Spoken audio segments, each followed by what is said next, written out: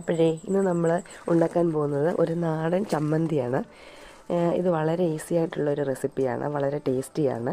ആദ്യമായിട്ട് ഇതിൽ പറഞ്ഞിരിക്കുന്ന പോലെ നമുക്ക് അല്പം ചുവന്നുള്ളിയും വെളുത്തുള്ളിയും എടുത്ത് ഒന്ന് വഴറ്റുക, പച്ചമണം മാറുന്ന വരെ. പിന്നെ ഉണക്കമുളക് ചുട്ടെടുക്കണം, 2 പച്ചമുളക്. അതിനുശേഷം ഇത് മിക്സിയിലിട്ടിട്ട് അല്പം പുളിയും ഉപ്പും ചേർത്ത് നമ്മൾ അരച്ചെടുക്കണം.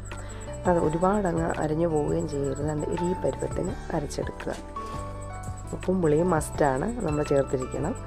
അതിനുശേഷം നമ്മൾ ഇത് വേറൊരു പാത്രത്തിലേക്ക് മാറ്റിയെടുത്തിട്ട് ഇതിലേക്ക് നമ്മൾ അല്പം ഇളം ചൂടുവെള്ളം ഒഴിച്ച് നമ്മൾ ആ മിക്സി ഒന്ന് കഴുകി കുറച്ച് വെള്ളം അത് ഇതിനകത്തേക്ക് നമ്മൾ ആഡ് ചെയ്യണം.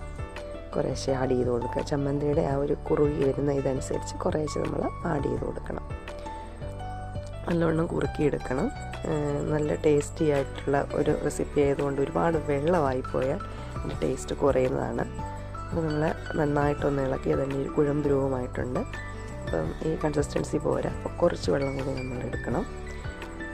വീണ്ടും നമ്മൾ ഇളക്കി അതിൻ്റെ ഒരു കുറുകൽ നോക്കുക. ഒരുപാട് വെള്ളം വേണ്ടുന്നവരാണെങ്കിൽ അതിനനുസരിച്ച് നമ്മൾ ഉപ്പൊക്കെ കൂട്ടി കൊടുക്കണം, ഉപ്പും പുളിയുമൊക്കെ കൂട്ടി കൊടുക്കേണ്ടി വരും.